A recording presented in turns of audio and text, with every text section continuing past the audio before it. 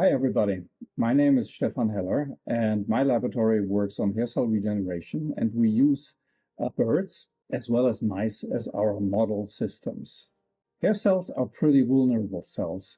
Here's a hair cell shown in blue and a supporting cell shown in orange. Upon sound overexposure or aminoglycoside antibiotic treatment, hair cells die. And once a hair cell is gone, it is not being replaced naturally by a regenerative response from its supporting cell. And in mammals, these are mice or humans, this causes permanent hearing loss.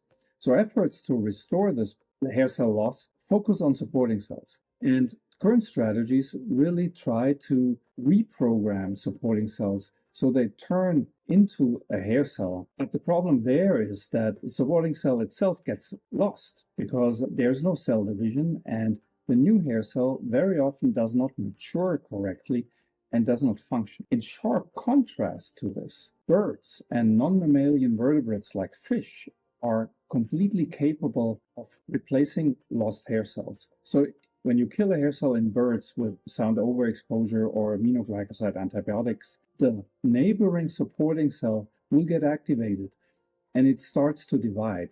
And it divides once, creating a new hair cell and a new supporting cell.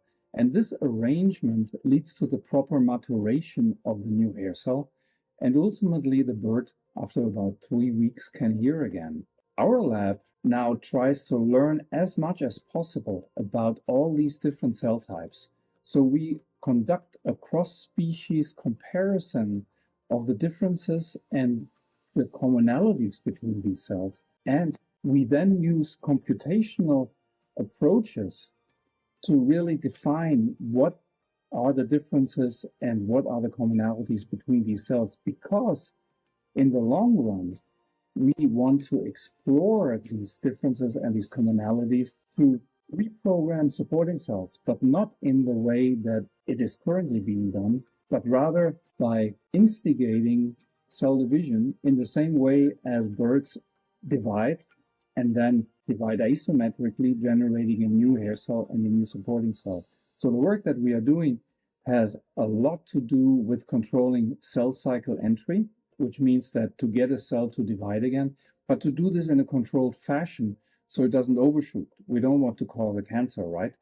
And ultimately, we would like to have the same system in place in a mammal, first in a mouse, and ultimately in humans, that can actually do this regeneration.